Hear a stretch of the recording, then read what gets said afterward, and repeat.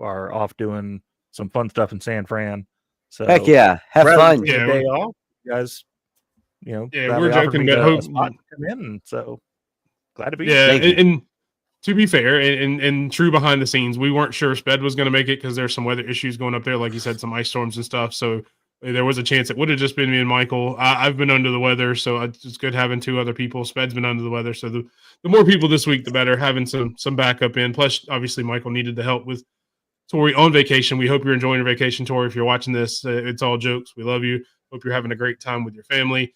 Come back safe and enjoy, and then come back and embarrass Michael some more. So she does. But we will get into our show tonight. Start out as we always do every week with Lady Alpha's comment. Welcome to the Running Wrestling Podcast, your home for all things wrestling, hate-free and genre-free. Please join the discussion.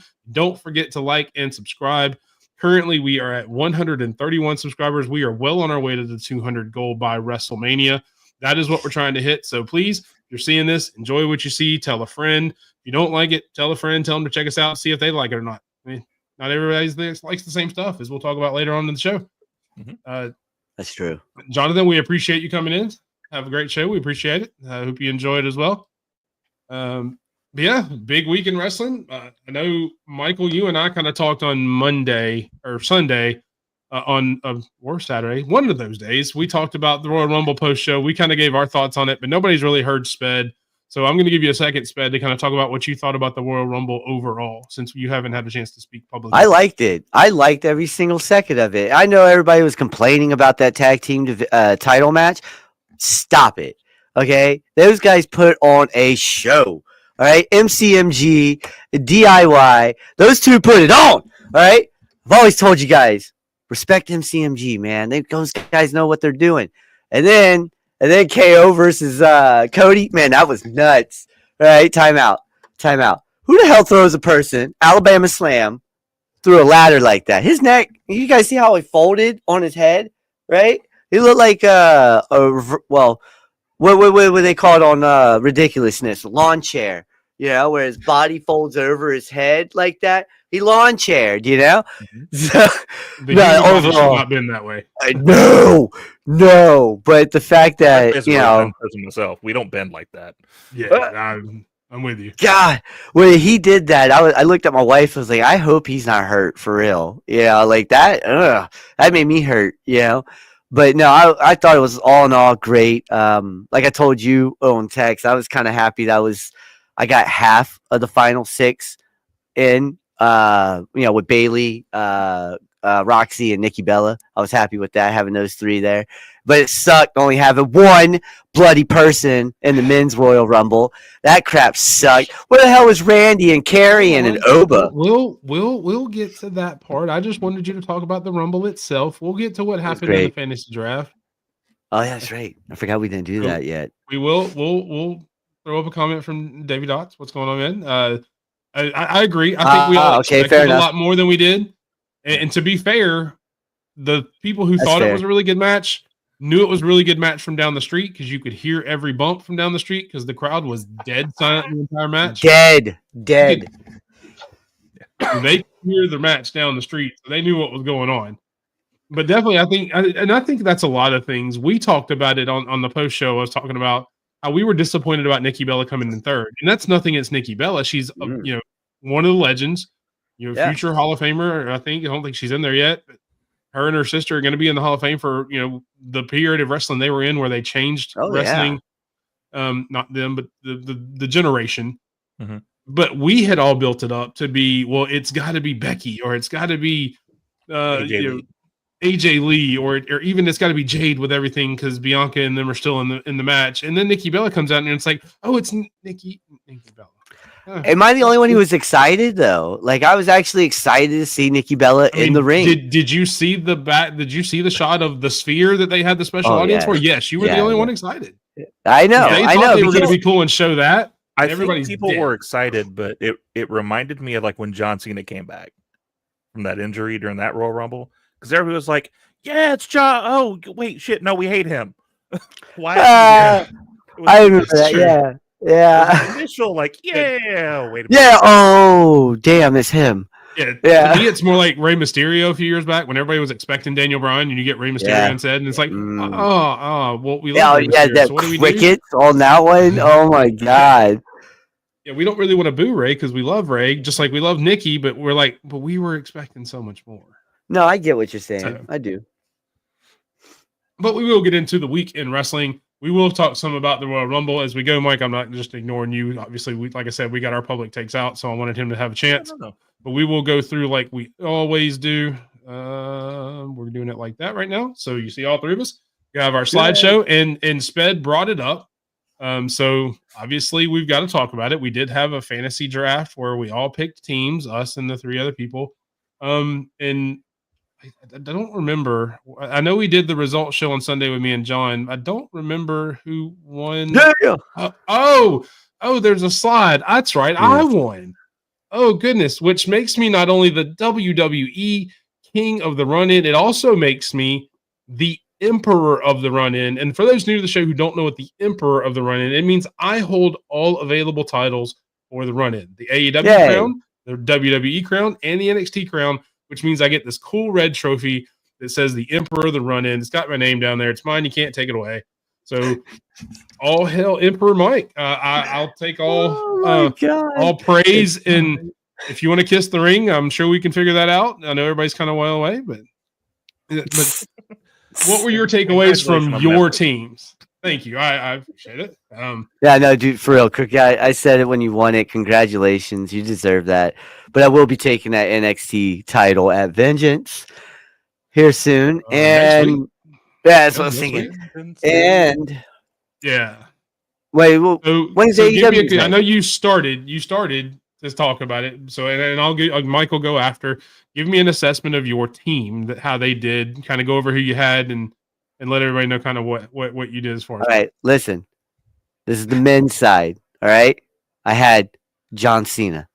All right, and he lasted to the final two. That's it. That was it. That's the only one that showed up. All right, I picked John Cena, Randy Orton, Karrion Kross, Oba Femi, and who was the last one? He didn't show up either. It doesn't matter. It doesn't matter. So either way, boom. Actually, it doesn't matter who you pick. It doesn't matter. Sped, you stupid Aleister Black. But on the other hand, which was probably the worst one of all because we all knew he wasn't going to. I knew he wasn't going to come in anyway. But I thought I had enough freaking with John and Randy at least to do something. But okay. But on the women's side, I had Bayley, Roxy, Zoe, Bella, and Gail Kim. Look, Gail Kim was just a freaking long shot for me. All right. That was the one I was like, you know what? I'm throwing a dart at the wall and just hope to God it lands on someone's name. Okay. And that's what happened. But, the women's side did great.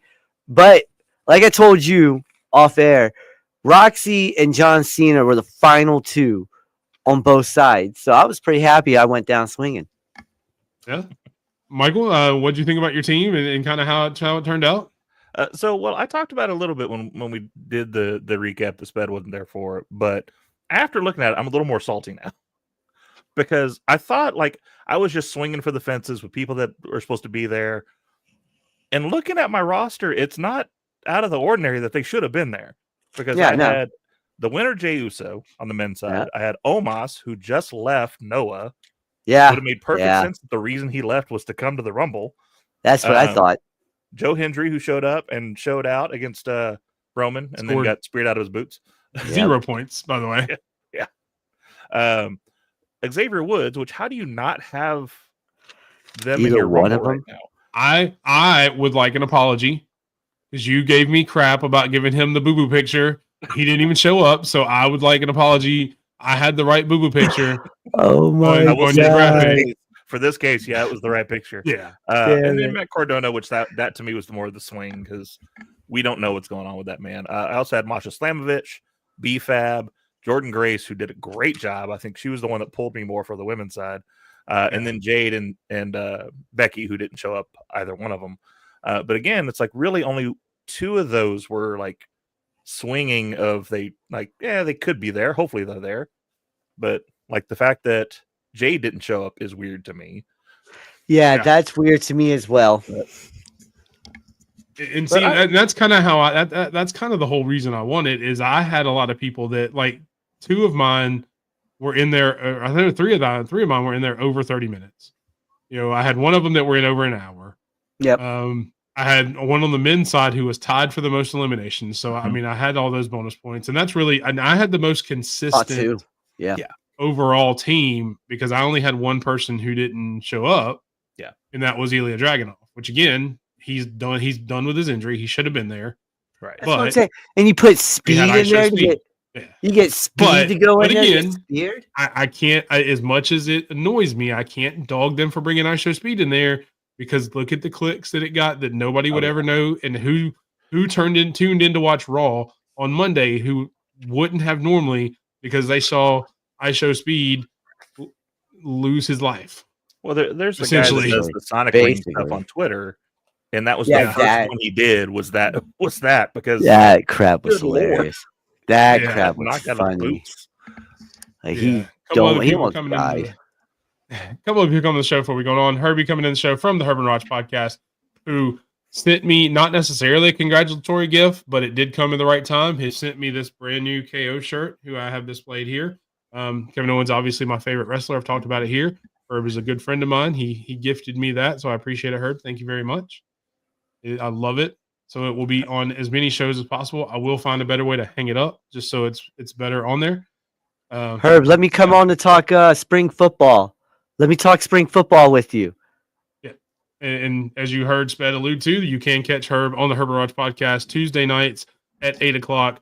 I think Michael was a guest in there in the comments last week.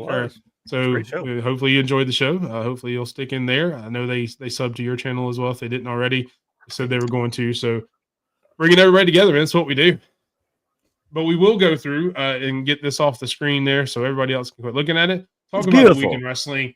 We've talked enough about the Rumble. It is time to be on the road to WrestleMania. As you see on the thumbnail there, we are on the road, on the way. Next up is Elimination Chamber. Started off with Monday Night Raw. And then, of course, you can't start without the winner, Jey Uso, coming out. Maybe the craziest pop I've seen of Jey Uso's, congratulating him on the win. The promo was very emotional. I mean, you could see the close-ups of him crying. And to me, solidified that they made the right choice. Yeah. As much as I'm a huge John Cena fan, I think they made the right choice because they're going to get this same reaction in every building going forward at least until WrestleMania. Michael, what'd you think about the promo and Jey Uso being there last night or on Monday night? So first of all, I agree with you. Absolutely the best choice. Like I know a lot of people have an issue with it and talking about, but who else would you want to do a win? Like, I mean, you got people that have already been down the road. You got people that it's a better story if you do it later. This was the perfect choice. He's hot now. And I think last I heard was the second or coming up on the first merchandise seller that they have. Yep. He's getting these massive pop reactions. Oh, there's been a few months he's been first. He may be second right now, but he's beaten everybody a few times. But he has shown that a wrestler can be genuine and be relatable, because that promo itself made him more relatable to me than a lot of people I've seen in a long time. Because it wasn't that he can't talk, is that he didn't know what to say. Like, he's got this massive reaction. He's gotten this opportunity now. And now you're in the middle of the ring and have no idea really what to say. Yeah. And so, and then of course the tear in my eye moment, like that just sold that whole promo for me. But to show how hot he is, how many times have you heard a crowd make him restart his music because they weren't done vibing yet? Yep. That explains it all right there. I mean, he is the most over person in the company right now by far. Yeah. You can talk about Cody being the face. You can talk about Cena being the nostalgia and CM Punk and all that. Jey Uso is the most over person in that company right now. And big up to him. And Sped, I'll let you go. But, I mean, just making the point, everybody's complaining about it. But every year when the same people win, they even said it when Charlotte Flair won. Why is it always Charlotte Flair? Why is it always the same three people? Why is it always Roman? Why is it always John? Why is it always this? Well, we gave you somebody different. Yeah. I'm sorry you didn't like this. The person that was different that was picked. Yeah, we gave you somebody different. I mean, we went asking for different people. Yeah, exactly. Quit asking for somebody different, and then when we give you somebody different, we go, but no, not that different person. But Sped, what'd you think about the promo and what happened with him on Monday night? No, I agree with what Michael said. But Yeah, I know it's going to be confusing for you towards the end. yeah, I know. I had to say Michael on that one. But what I was going to say is when someone's more over than Cody, when a kid texts you after Jey Uso won the Royal Rumble and goes, "It's about time I get to see my favorite wrestler win the big one," and I was like, "Oh damn!" And that was my son. It's about time. It's what he said. It's about time I get to see my favorite wrestler win the big one. And I was like, yeah, this guy's definitely over more than Cody is, because my son got the Cody Rhodes stuff. He's got the championship, everything, but he wants to yeet. He wants the glasses. He wants the hands. He wants everything like that. He wants everything to say yeet on it. He don't care if it's pink. He wants it to say yeet. So it doesn't matter. You guys are right. This dude's been number one on merch sales for a while now, and the right man won. It's about time he's getting his flowers. He's the first guy to pin Roman in 4 years. He's the first guy to knock Gunther down a notch without actually winning the title. He put Braun Breaker to the limit, and he and everything else. I'm just saying, it's about damn time for him. So one word answer, then we'll move on to the next topic. Cody or Gunther? It's Gunther. It's got to be Michael? Gunther. Okay. I agree. The story says Gunther, but I've heard some rumors that Cody may be a possibility too. So I figured I'd get you guys' opinions on it. If they do that, that's because Cody beat down Roman so bad that Roman's never coming back. You mean Seth beat down Roman so bad? Oh no, I'm saying if they did Cody versus Jay, you're gonna have to beat down Roman really bad. I don't know if you've got the slide for that. They had that. There's that rumor out there that Roman may not be ready for WrestleMania because of whatever's going on with him. So yeah, Seth may have put him out, and that may be the angle they go through WrestleMania there. That'd be good. We'll see. All right, next up, the newest transfer over to Monday Night Raw, the phenomenal AJ Styles, who made his return at the Royal Rumble. My main question on this is who's left on SmackDown now? What do you? So, in the main thing, where does AJ Styles fit in, and who is his first feud on Monday Night Raw? Sped? All right. Well, I did see this one earlier that said, "Does AJ Styles deserve another world title opportunity, another run with it?" And if it's the world heavyweight title, give it to him. Let him have a little run, but not until after Jay's done in SummerSlam or Survivor Series. Let Jay have his little run. But I would say, Omos is back. Why don't you run it back with those two in the tag team division? Okay. Michael, what do you think? What do you think he'll do first? I think he will piddle around in the middle to high card until John Cena is ready for him, and then I think we get him and John Cena run. Just that'd be beautiful. Kind of do that one more time before John's done. Okay. Yeah, I actually think, and as much as I hate to say that AJ Styles could be fodder, I think he is a good opponent for Elimination Chamber for a Braun Breaker. To make Braun Breaker look even tougher. I've talked about it a few times. I think Sheamus gets a rematch at WrestleMania where he wins the Intercontinental title finally. Yeah. But I think AJ Styles is a good, hey, we're going to build Braun Breaker up to be even bigger because he's going to beat one of the best of all time in AJ Styles to go on to, it's for Sheamus to put everything on the line. Maybe it's a career versus title match or something at WrestleMania. Just to give it some more stakes or something like that. But I think Braun Breaker, he needs to be in the IC title picture. He needs to be in a title picture, period. I don't know that it fits with Gunther, especially if you're going to do Jay there. But I definitely think Braun Breaker is the perfect place for him to go. I like that. I do. That'd be a good one. All right. Next up, Charlotte Flair comes in, just like Jey Uso did earlier, not to necessarily the same pop. Couldn't really finish her promo. She tried to start out as a babyface and then got booed really bad and then said, you know what, screw it. We're going to go back to Charlotte Flair and be Charlotte Flair again.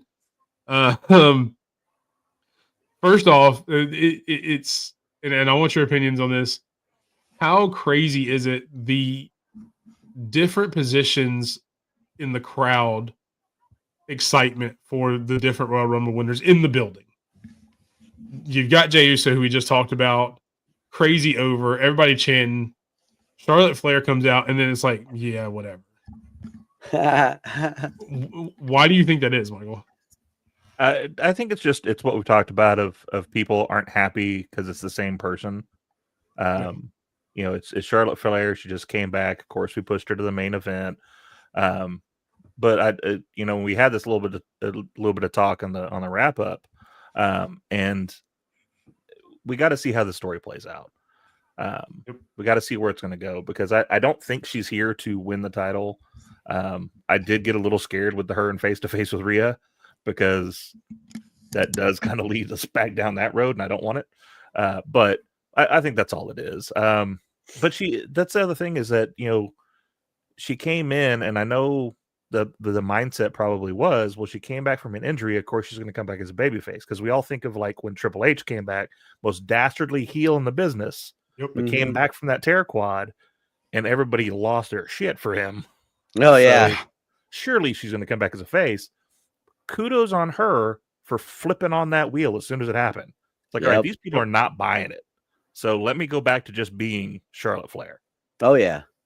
Well, this is what I told you weeks ago. I've always thought it was a passing of the torch. Charlotte was going to win to face Tiffany, and it was like a passing of a torch at WrestleMania. I don't think she's winning the title at WrestleMania. I don't, personally. You know, you just put the title on Tiffy.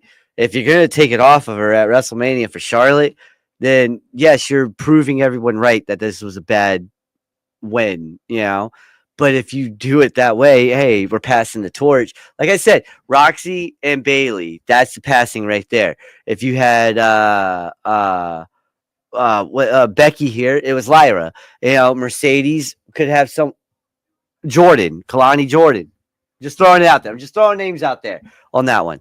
You know, but I'm just saying, you know, I feel like this is a passing of the torch. And I did say, if she faces Rhea, she's beating Rhea, because she, you know, she's the one that puts Rhea in her place.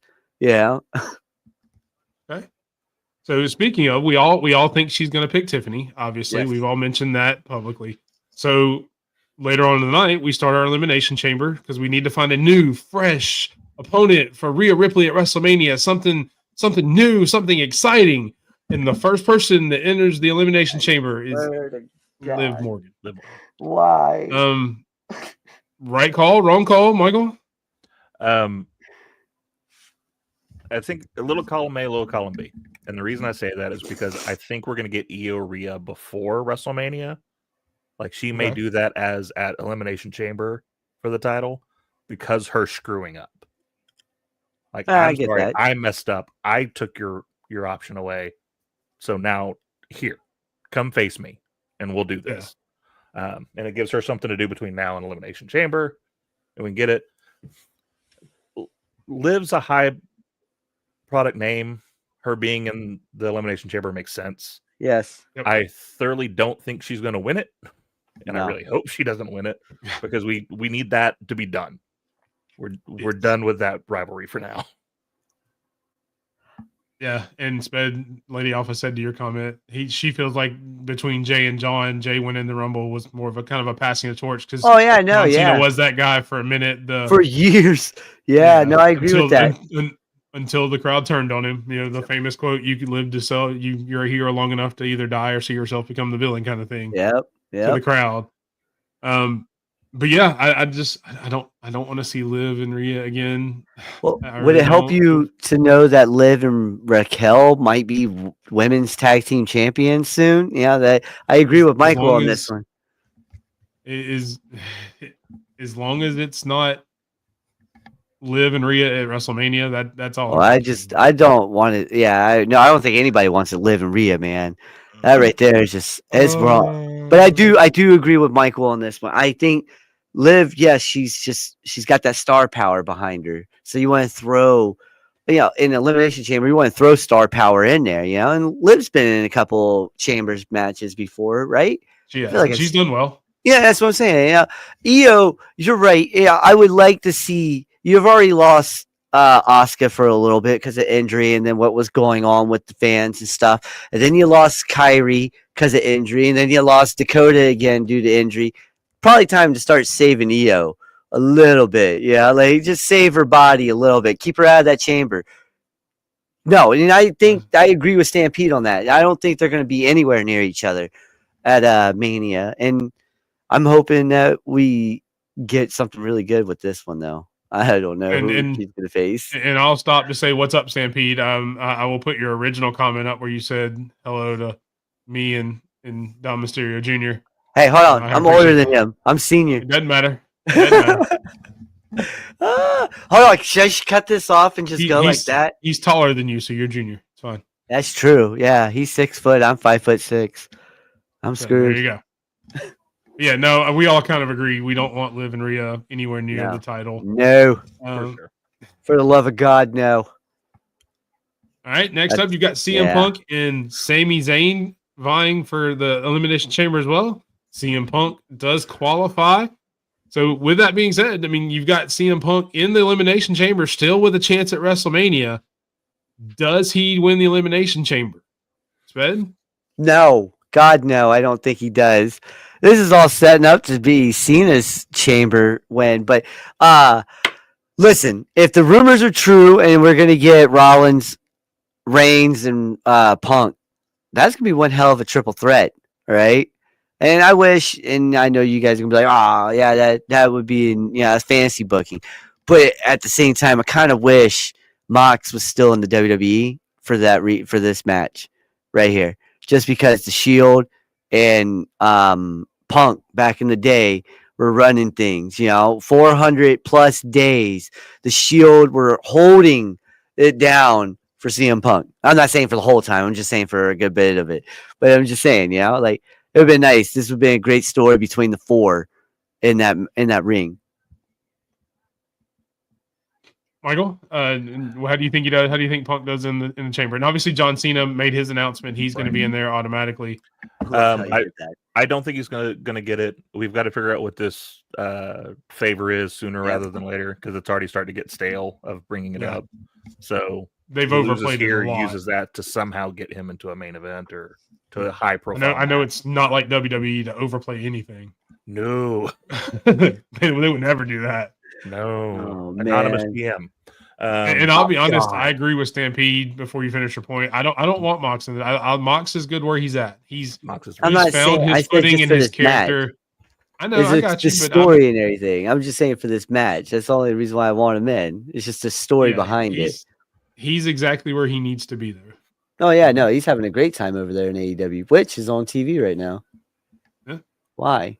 Wait, what? No. Anyway. My daughter turned it on. That's what happened. After the match closed the show, the person who we thought may be unalived, folded in half, makes his appearance. Kevin Owens comes in and package piledriver to Sami Zayn. I guess alluding to a WrestleMania match between those two guys. Do you think that's what we're going with at WrestleMania, Michael? I think it's a good thought of it. You give him the package piledriver, which has been taking people out. We've been building that finisher up so much.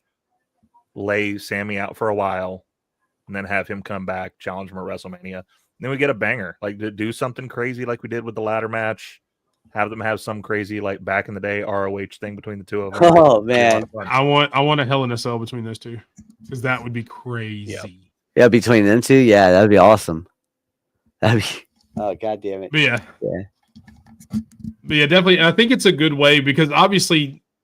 Kevin even sold it really well last night or Monday night. I keep saying last night for some reason. My days are all running together. I apologize, everybody. But it's a good way to write both of them off of TV for about a month or so and let them kind of recover so they can kind of come heavy after Elimination Chamber and be healthy together. Because you don't need a ton of time to build this. Because it's already been built. It's been building for 20 years. Yep. You don't need a ton of time to do promos and everything like you do some of the other stories.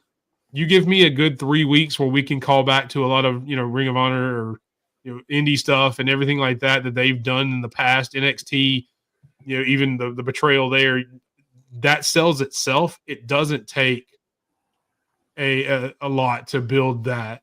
And there's making reference to, the KO shirt. Thank you, sir. So let's see. And now, okay, this is a good one. This is a good question from Herb. Can you survive watching WWE and still maintain your entertainment level? Only watching from PLE to PLE. Michael, I'll start with you. I think mostly you can, especially with Trip, in the handle now. It's not as much hot shot booking as it used to be. For those that don't know what hot shot is, hey, come check out our TikTok. We do pro wrestling for dummies, where we teach you wrestling terms. But so That's cool.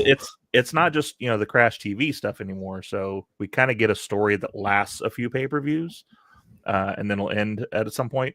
And plus, they have the packages, which do wonders of telling you, like, here's the backstory of why we are where we are. So as long as you watch that opener that gives you those packages, you're good. Do you think you can? Do you think you could only live in WWE land with only PLE to PLE? Yeah, because I used to do it once upon a time, just to watch pay-per-view to pay-per-view. While I was in the army, there was really no time to watch during the week, so I would just watch pay-per-views month to month. So yeah, I could probably do it again. Please don't, because we need to do a show week to week. I know. The run may die if you do that. Yeah. But I agree. I think you can, especially if you're watching like the pre-show, because that's where a lot of those vignettes and stories get told. They build. That's one of the reasons they have that pre-show. That's why they don't do a lot of matches on the pre-show anymore, because they're building that story for somebody who may be watching it for the first time or somebody who doesn't watch week to week. Yeah. So as long as you're watching that pre-show, then yeah, you could do it you could do it PLE to PLE. You wouldn't catch a lot of the nuances and callbacks that they will do, but you could still see the match and still understand what's going on by seeing that bit of the story. So I definitely think it could happen. Yeah. But I don't recommend it. You should watch at least one show each week, and then come watch us and hear us talk about it and put your opinions in the comments. That's what you should do each week. Just do it. Do it. They should have had Owens on the upcoming Raw to do the angle with Sammy. I think he may have been shouldn't. So it's selling the beating from the Rumble, maybe. Please clarify, Stampede, because the rest of the comment sounds like he shouldn't have been there, which I kind of agree with. But I like the fact that he sold it while he still did it. Yeah. So it's not like he hit him and then stood tall and everything. He was still hurting, but he had to get revenge on his friend who didn't stick up for him like he thought he was going to. So I get that part too. Oh man. And he only watched the Royal Rumble because of the show. We appreciate it, man. That's what we're here for. We've said it many a time. If you've never watched wrestling, come join us. We'll try to ease you into it and give you the best advice possible. If you love wrestling, come watch us. If you hate wrestling, come watch us. We'll try to turn it back around. Yeah. You're not the first person who has said that, and we're very appreciative of everybody like that. We have another friend who Autumn, who hadn't watched in a while, actually got a chance to go to SummerSlam and then watched our show at that time and started watching week to week. So now she keeps up with it too. So we really appreciate that. And there you go. Yeah, Owen should have taken this week off. That's what I thought you meant, but I wanted to clarify just to make sure. I was pretty sure that's what you meant. Let's see. It was a great show. It was LA. I'm not sure what that is. I guess maybe he likes LA Knight. Yeah.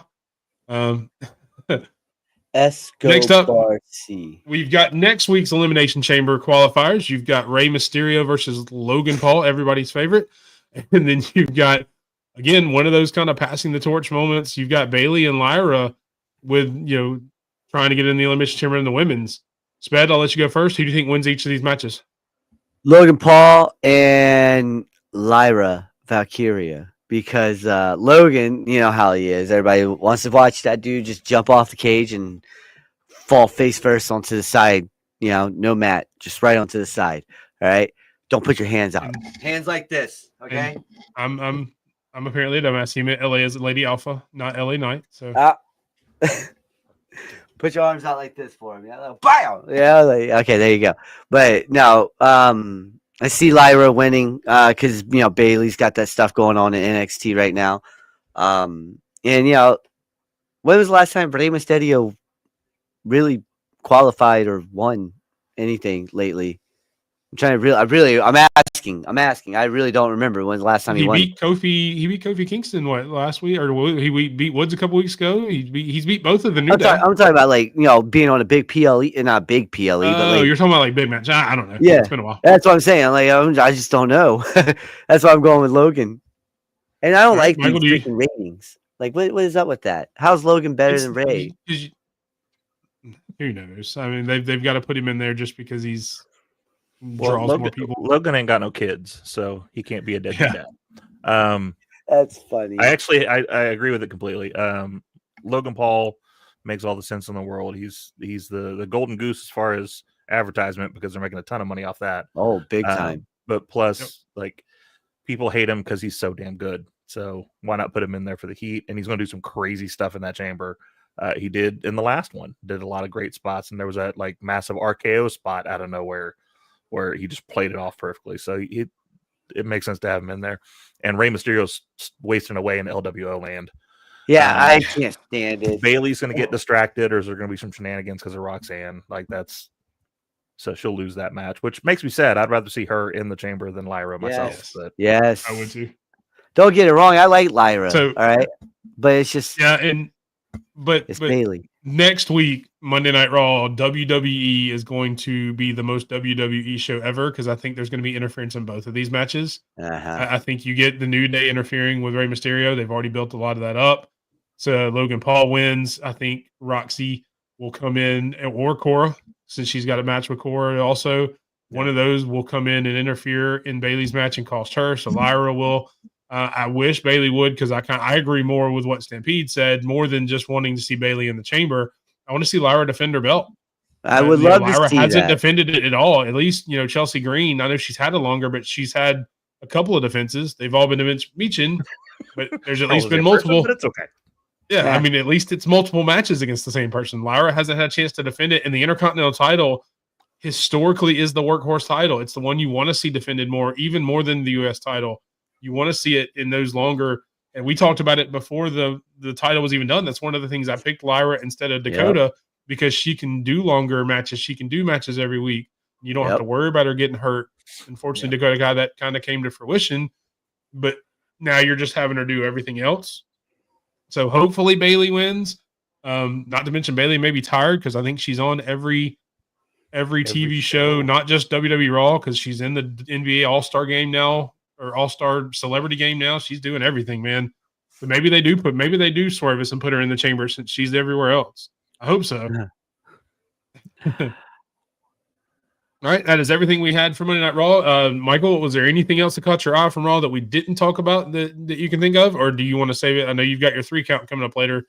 I don't know if... one of the things is in the 3 count. I do want to say, just if you have to watch anything and you haven't watched Raw, watch the opening, watch the closing. We already talked about how great Jay was in the opening, so I'm gonna leave that alone. But that match between Sammy and Punk was absolutely amazing. His music, go and watch that if you haven't watched Raw. And you can say that about a lot of Raws, especially since the Netflix era. There's 3 things you've got to watch every week. It's the open, the close, and Penta. Those are the 3 segments that you need to watch every week to be the most entertained. The open, the close, and Penta. Spad, anything that you didn't put on there on the slideshow, which thank you for doing the slideshow. It looks great. And you're good. Anything that you missed that you want to add? Here's your moment that Big Mike loves. Dom going face to face with Finn. No. I enjoyed that one when he was like, "You messing up." He's like, "Whoa, whoa, whoa!" And you get up in there, like, "All right, Dom, kick his ass. Do it now." Yeah. So no, I enjoyed that. Dom's character work is getting way better. People are starting to notice the kids actually what I've been saying really good for the last 2 years. Hey, thank you. There it is. But yeah, no, that's that part. I didn't put it in the slides because I figured you were gonna ask, and I was like, you know what? I'm just gonna say it. We're gonna have a little Speds ODM to ODE to Dom. So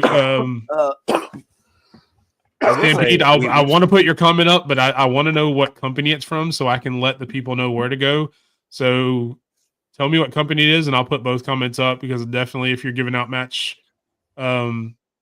suggestions, I would love to do that, but I want to be able to tell him what company it's for. So if you'll put that up there in the comments, I will put both of them up. Nope, there we go. So he says, make sure you go watch those two guys. I'm not going to try to butcher the second guy's name because I'm sick and my voice is already a little messed up. El Desperado and Fujita. I can pronounce Fujita. El Desperado and Fujita.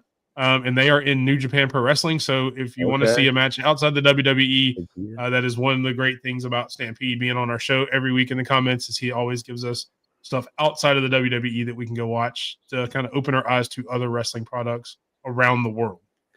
So thank you there. Again, that's Desperado and Fujita from New Japan Pro Wrestling from January 4th. Go watch it. And then shoot him a DM. It's David Rober 7034, maybe. I may have those numbers wrong, and put it up there, and I'll remind everybody. Go tell him what you thought about it. He does match ratings for all these things. He spends a lot of time doing a lot of stuff for everybody on Twitter and kind of rating stuff so you know what to go look for. So moving on to SmackDown, and we're going to be completely honest. I've asked over Twitter a couple of times. They have literally 0 matches announced for tomorrow night, so we have 0 clue what's going on. Last week's show, pretty much all they did was lead into the Royal Rumble, so there's not going to be a whole lot of SmackDown. The one big story that we do have is it was announced that Alexa Bliss is apparently going to be part of SmackDown. She will join her Wyatt 6 companions there, or we think it's going to be the Wyatt 6 companions. But I'll kind of ask the same thing I did with AJ, and since I went with Mike first on that one, I'll go with you first, Sped. What does she join this Wyatt 6, or what does Alexa do on SmackDown?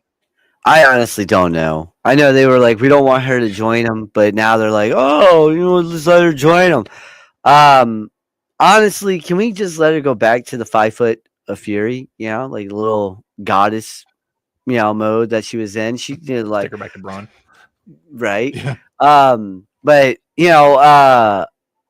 she could definitely fit in the mid card. She could fit in the championship. Don't get it twisted. WWE Women's Champion. She can get that, but I think she could elevate the mid card and then get back into anytime they need her back into the WWE Championship picture. So hopefully she gets into the mid card U.S. title match, and we can see that title around her. That'd be a nice title around her waist. That'd be beautiful. Another little trophy in her case. That'd be dope. Yeah. Michael, what do you think she goes after first? It's weird doing this kind of gig is kind of bad because we see some of the behind the scenes stuff. We see some of the rumor stuff just because we want to stay apprised of what's going on. And so it is kind of hard to tell what she's going to do. To me, the only thing that makes sense is her going with the Wyatts because we got Bo out. So what happened? Kind of stepping into that role makes sense. And then he comes back and it starts some issue between them. But I mean, that's the only thing that makes sense to me. Yeah, I mean, I would love for her to go again, and I'm kind of, rinse and repeat kind of thing like I did with AJ Styles. I would love to see her come in, even if it's part of the Wyatt 6. I think with the whole Chelsea Green storyline, where her and Piper are starting to have some cracks, maybe they break up, and then they can kind of go after her kind of the same way they did after Chad Gable, except it's Alexa going after the U.S. title. I think that would be a really good program. No matter who wins, you could even have Chelsea Green kind of eke that out and have new security with somebody else coming in or something like that. You could do a couple of different things that way.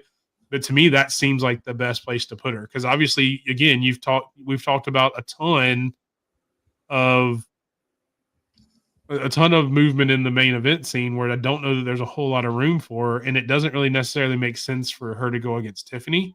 Yes, you're right. But that mid-card scene with Chelsea Green, who can play that heel the same way Chad Gable did, very similar character because Chad Gable's funny too. I think that's the best place for her to go. Yeah. So I like it. And the Wyatt 6 has been booked like a game of Boggle. And considering I don't know how to play Boggle, I've heard of the game, but that sounds perfect. Yeah. I don't think I could argue.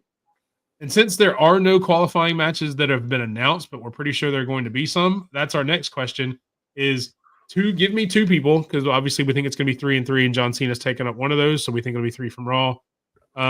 Give me a couple of SmackDown people, men and women, who you want to be in the Elimination Chamber. We'll go with Michael first. Give me LA Knight and Fatu.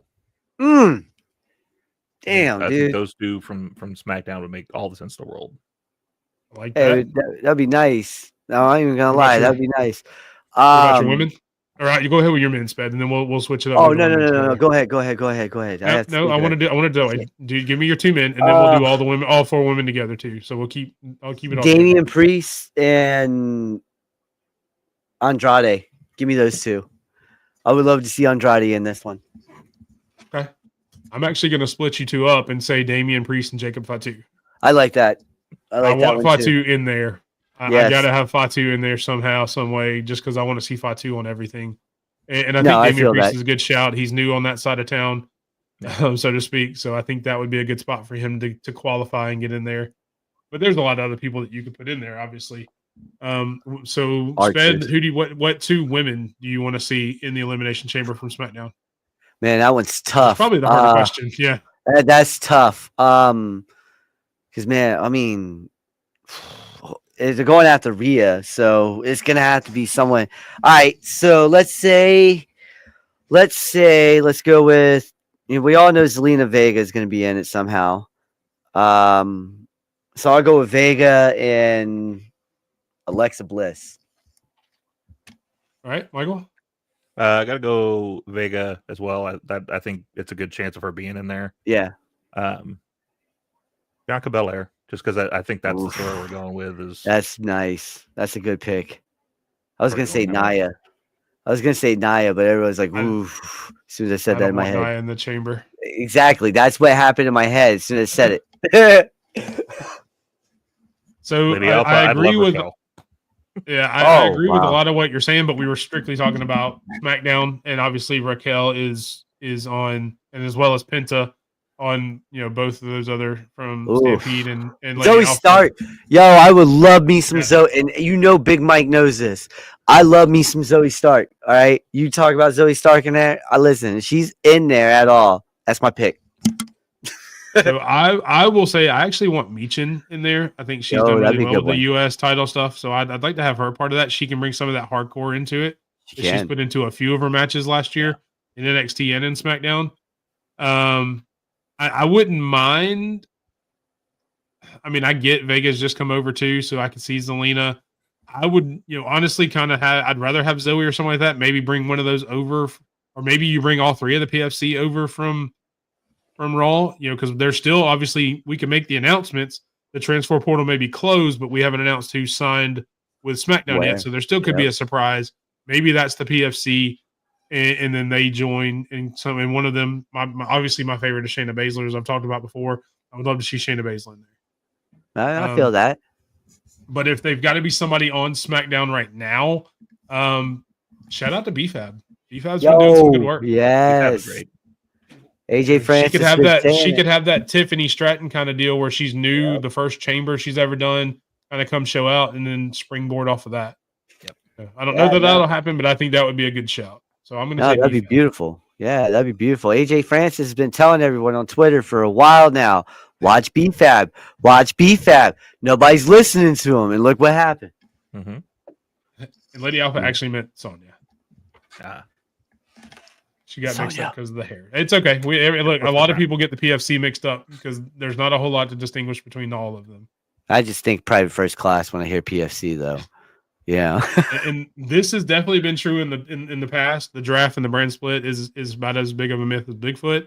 I do like the twist they've put on it by adding the transfer window. One, for us sports fans, it does bring in some other sports because we have the transfer portal. You've got it over in soccer. We also have it in college football. Yeah. So it brings a little bit of that realism to it, but it also gives them a reason. Yeah. So they had an opening and a closing. Now, if they start doing it now, then it's just going to be crazy. Only Jay and Charlotte should go back and forth. Of course, Kevin Owens does whatever Kevin Owens wants because nobody can tell Kevin Owens what to do, and nobody puts him in the corner. Except I did. I put his shirt in the corner right there. Yeah, there should be very, very few exceptions. So yeah. He made a corner out of the ladder because it went. Yeah. Oh my god!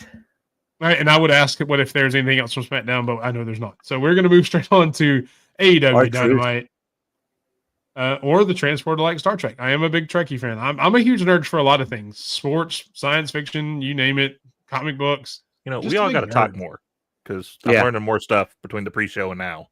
Ah! We're all just the same person. Oh yeah, no, Yeah. it's 100%. Yeah. All right, going on with AEW Dynamite. First up, we will talk about the performance of a lifetime again. Toni Storm coming in as Mariah May. I will go last talking about. From what they said, I heard the internet say it was, so I'm going to believe that. And I saw them standing next to each other. So either Mariah May has a twin sister we never knew about, or it was Toni Storm.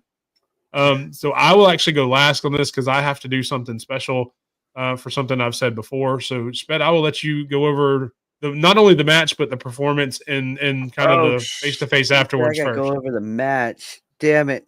You don't have to give play-by-play to the match. Just did you like the match, and then what did you think? I thought all this was awesome. Okay, I thought all this was awesome. I thought how easy that is. I thought she deserves an Oscar or whatever, the Emmys, whatever. Give her one, all right? Because this right here was better than anything I've ever seen at Comic-Con. All right, yeah, I'm telling you. And then the guy behind, I can't get over that picture. She's got her finger in her mouth and Sting. Yeah, he's just like, yeah. I love it. All right, it was great picture. All right, but no, the only thing that would have made that better if that guy was playing like the Joker Sting and he had like the Joker face in the back. That would have made it. That would have been amazing. But yeah, no, I found this right here was like, yes, yes, there you go. Michael, what do you think of the segment? I think the segment was great. I do want to say one thing about the match before we do. Queen Aminata, much like we were talking about B-Fab, keep watching her. She's getting so good. And that hard-ass kick she does when they're trapped between the ropes there, that needs to happen every single match because it just looks so devastating every time she does it. The segment was awesome. I mean, Toni Storm is just a national treasure. The only thing I've seen anybody complain about this at all has been the color of the extensions, which I think that's kind of the point. You're making it campy and silly. Yeah. I even thought like a canon way to think about it in your head is, remember, she thinks everything's black and white. Yep. So it's not like she knew what the colors were anyway, if you go with that idea of it. But it was so good. But much like Stampede said, it made me think of like the going back to she used to cosplay as Toni Storm all the time. Now you've got her cosplaying as Mariah May. Made perfect sense. Oh yeah, that was great. And before I get into my my thoughts, I will do. Yes, you're 100% right, Herb. It is hilarious, and then to take a line, and I can't remember. I apologize, I can't remember the line word for word, but essentially, it's like running miles and never getting anywhere. Something that got brought up on your show on Tuesday. I don't remember the exact line, so I know you wrote it down. If you can put that in there. About running for miles and miles and never moving an inch or never getting anywhere. It's kind of like that. And if I'd have known this was going to happen, I would have written that line down, and I should have. But you very much like that. Greens, I don't know. But. Yeah, yeah. But okay. So I thought this segment was some of the best character work in all of not only women's wrestling but wrestling in general. Over the past. I couldn't tell you how many years. And here's where I'm glad Stampede's in here because him and I actually got into a discussion and I put it on Twitter right after the reveal of Timeless Toni Storm a couple weeks ago. I said it missed the mark for me. And I'm here to tell you right now on February 6th, I was wrong. I can say that wholeheartedly after watching that segment last night. They did it right. I'm glad they did that so they can do this in the build-up. It adds to the build-up of the match. Her, like you said, coming a full 180, playing Mariah May after Mariah May played Toni Storm there. It shows all of that. It builds that story. So, again, I'm not someone who is scared to say I was wrong. And so I apologize to anybody who called me out. And I was like, no, it just doesn't hit it for me. This is why you let the story play out. I was completely wrong. It's perfect. I'm back on the train of this match being in this feud being one of the best feuds in all of wrestling over the past 2 years. You can have the bloodline, you can have all that. This has been one of the best storylines in all of wrestling over the past couple of years. And that just solidified it even more last night. I can actually say last night now instead of Monday night because this was actually last night. So thank you, Stampede, for calling me out and not necessarily calling me out, but telling me I was, that it really does to keep watching the story.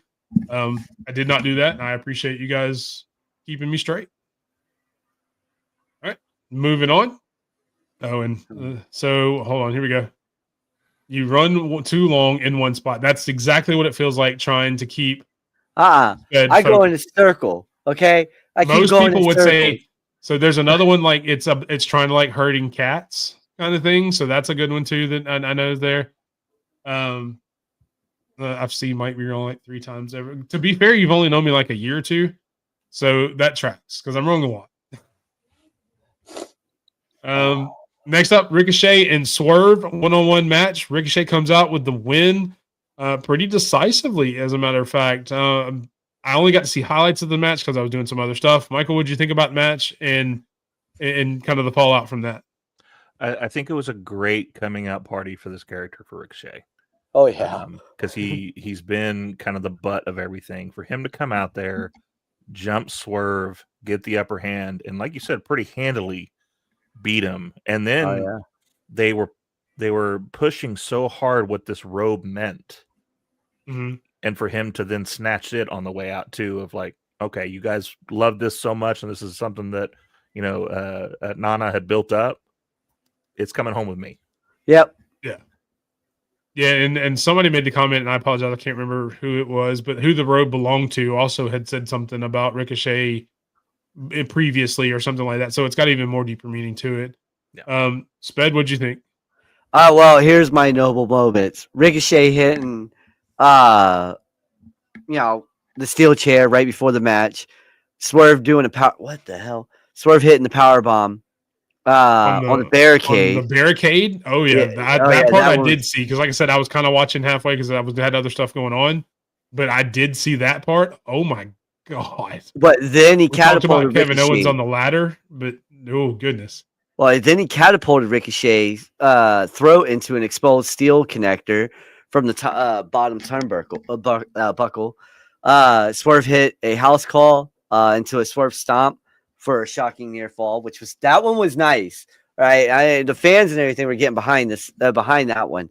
But then Ricochet hit a springboard 450, splashed in a shooting star for a near fall. This match to me got an A+, right? You were right, Michael. Throughout, he came out, the whole build up to Ricochet now is amazing, right? This dude straight up said, "This is my jacket, my robe, my bad. This is my robe. Do something." Nadia couldn't even do anything. And I like what they're doing with this guy right now. Yeah. Yeah, I mean, it's kind of one of those things too. Not necessarily as much as I said about Tony Storm, because obviously I don't think this is one of the better stories in wrestling. When they started him having the geek promos and stuff like that, kind of where he was doing the ha and all that, I mean, it didn't hit with me. I'm glad to see it, and this is different because I don't think it was more just the character. I think he is evolving it. So I think it's a little different than the Tony Storm thing too. I think it just wasn't me getting it. I think he's gotten better as the character has gone along. So I don't think it's the exact same situation, but it's growing on me. I'm liking it more and more. I'm liking the more violent, kind of sadistic side that he's putting to it that wasn't there in the beginning. How far it goes, I don't know where it goes past Swerve or who he goes after next, but I'm definitely I hope they have another match for sure. Hopefully Swerve gets his lick back or gets another match later on down the line and gets to earn the road back. I mean, hopefully. Yeah, it'd be great. Next up, you had the Hurt Syndicate come out celebrating their tag team championships, looking very dapper. When all of a sudden they kind of put out an open challenge, that was answered by the Guns. Sped, what'd you think? Listen, did you guys hear that chant? We hurt people. We hurt. Did you see MVP's face when that went down? Listen.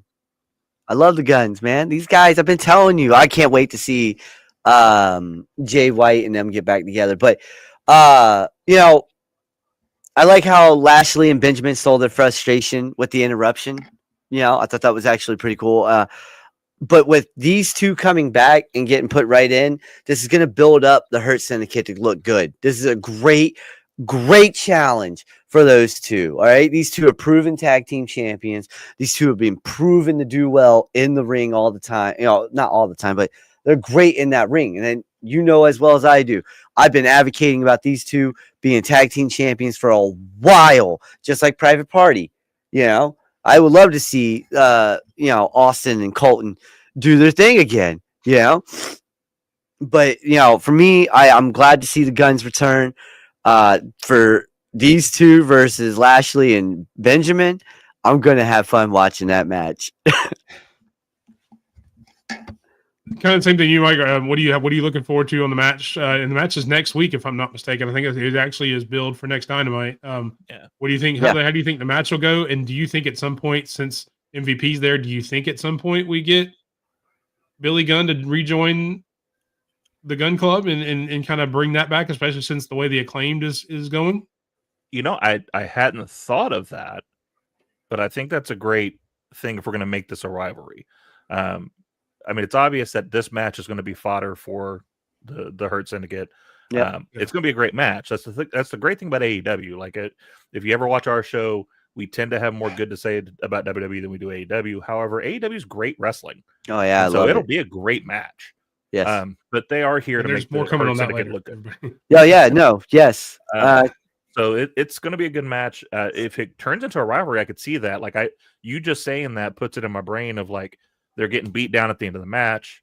Billy comes out to save his boys, and we put them back together. Because what's he going to do now that the Scissor Crew is not a thing anymore? Well, I also think this is just a little side quest for the Guns until Jay White's done with the Death Riders. Eventually we're going to get the Bullet Club gold back, right? Yeah, and that's kind of where I was going with it. I agree with Stampede. I don't want to see them all together again as a long-term thing, but for this feud with MVP being there, maybe he's there to offset MVP since there is that third person at some point. Yeah. It makes sense for this story, and then they can even say like, "Look, we appreciate you helping us out here. We've done everything else without you when you left. We can do the rest of it without you. We don't need a third person anymore. We're going to go off on our own," and then kind of catapult them from there. Yeah. Yes. But I think for this feud with MVP being there, especially because MVP and Gunn are about the same age, it's kind of the same thing there. I think it would make sense for this feud only. But I definitely don't want to see them back together as a whole. I think definitely the Guns can hold it on, on their own. Yep. Exactly. And I would love to see the Bullet Club Gold get back together. Give me back Juice Robinson. Give me back Juice. Okay? He's hurt. I know. I want Cardboard back. Give me Cardboard Juice back then. Okay?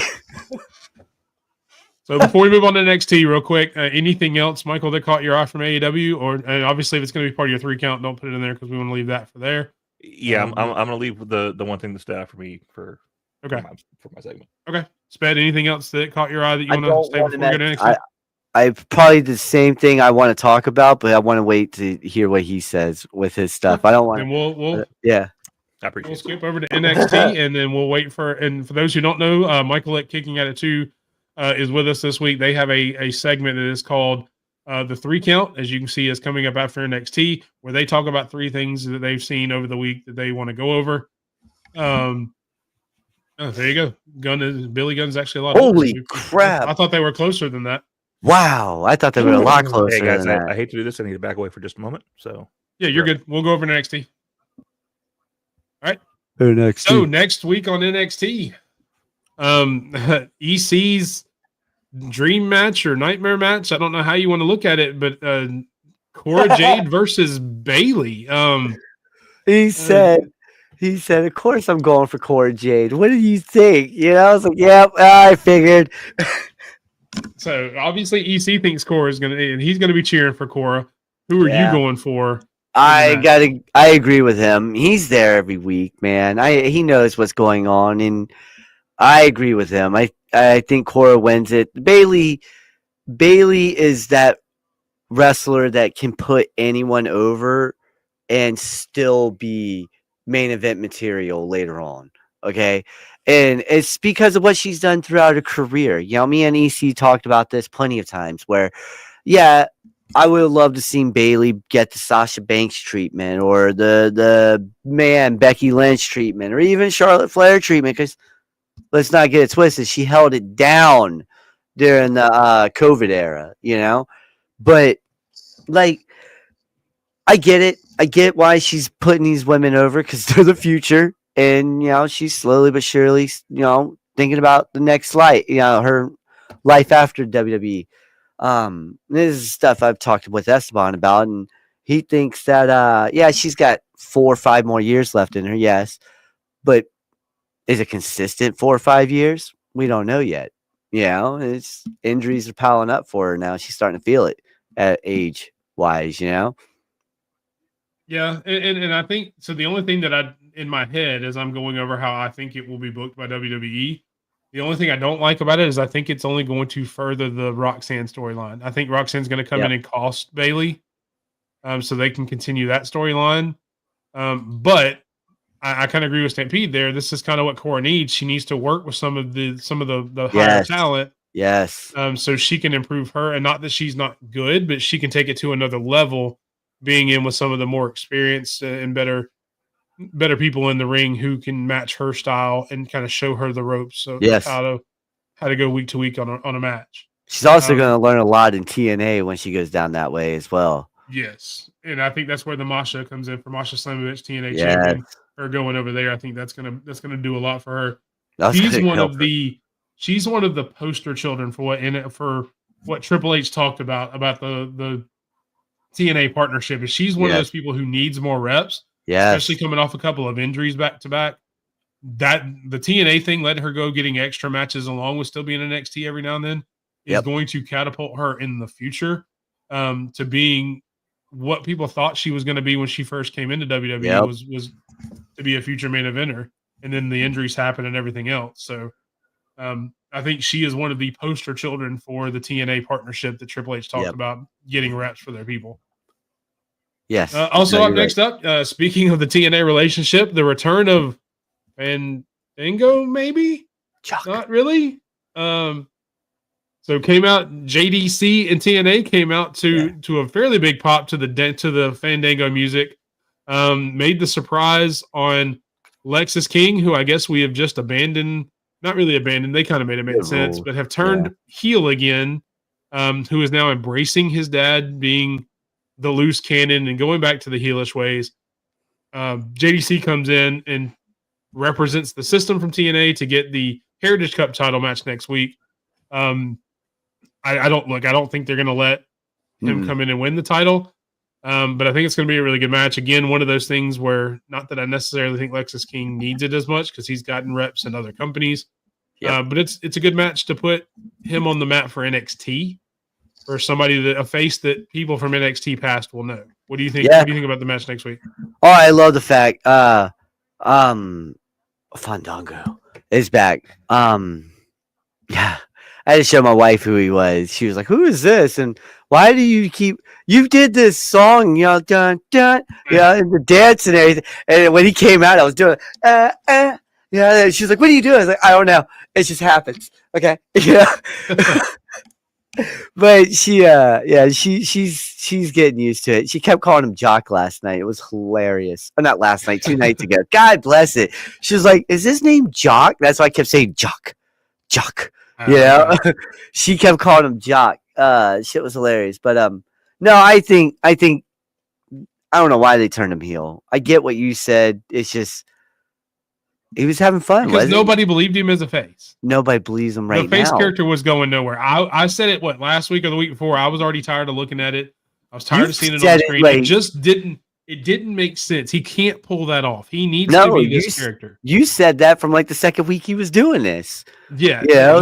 This needs to be his character. He needs to take every opportunity to win. He needs to lean into it. This whole I'm not going to cheat thing got so tired. I feel that. Yeah, that did get boring as fuck. You're like, dude, shut up and just kick him in the nards already, all right? Yes, do something. Yes, I mean, I do. To be fair, the more Sped talks every week, our viewership goes up by like 10 times every time Sped talks. That's not true. That's not true. We go down. People would take the mic and they take the cute, dirty dango. And so here's the thing. Dirty dango, I love it. Here's why I think it's going to be a good thing is no matter what he did in TNA, yes, you're going to bring some of that over. Yeah. But Fandango is a huge crowd favorite name in NXT. You heard it when the pop, if you watched. I know you watch a ton of stuff. But everybody who watched NXT heard that pop when Dango's music hit. You just talked about heard me.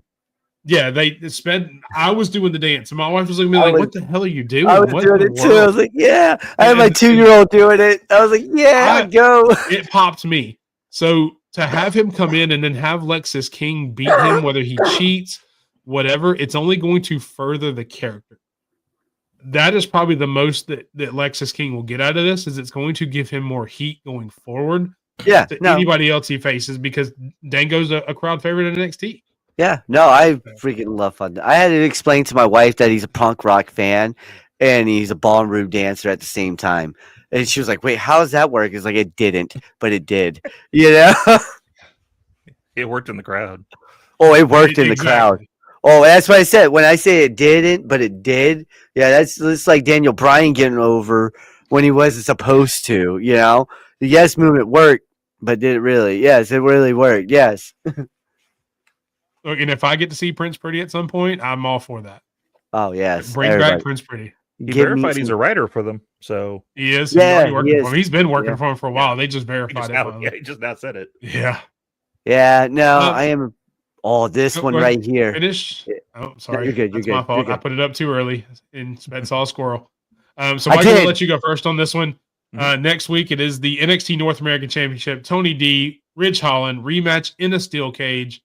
Who do you think you have winning this one, Michael? As much as I hate it, I think Ridge is going to get it. Thank you.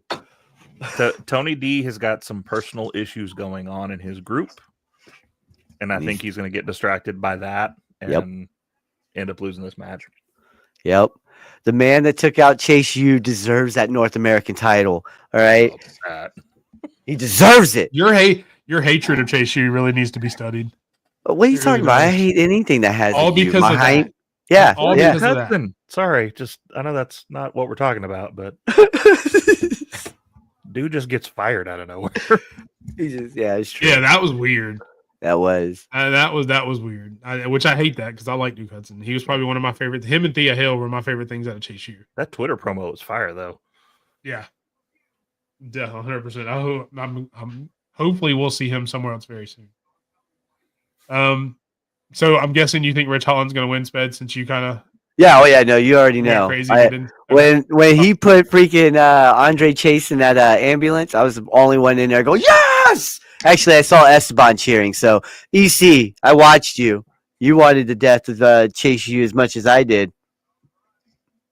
See, look at that. You said that people stop talking when you stop watching when you're talking. Sped is very Yeah. entertaining. Sped is like, what? Very Who said that? entertaining. Lady Alpha said that. Oh, ghosts. See? Oh, well, okay. Maybe you're talking about something else. Sorry. I'm messing around. No, I'm messing around. Anyway, so in Stampede, kind of your comment on Daniel Bryan. It was very organic. I was just messing around with that one. Yeah, and they would be stupid not to try to recreate it to You're right. varying, You're right. because obviously it worked. And if Yeah. you find something that works, why not try to recreate it? But I agree. I don't know that they have ever have gotten to that point. Obviously, we talked about Jey Uso earlier. I think it's a little different with Jey Uso than it was there, because I don't think Jey Uso was ever that underdog. You know, we talked about Yeah, I was the gonna tag team, say. but he's been a champion in tag team. I don't know that he ever had that underdog kind of feel that Daniel Bryan did. So I don't think it's the same thing. I think Kofi was close. Kofi Mania, yeah, I mean, it was close, and that I kind hope of he had comes sort out of a and talks feel about because it that. only happened because of an injury. So, if you believe what they say, so yeah, kind of. Yeah, because of Mustafa Ali, that man.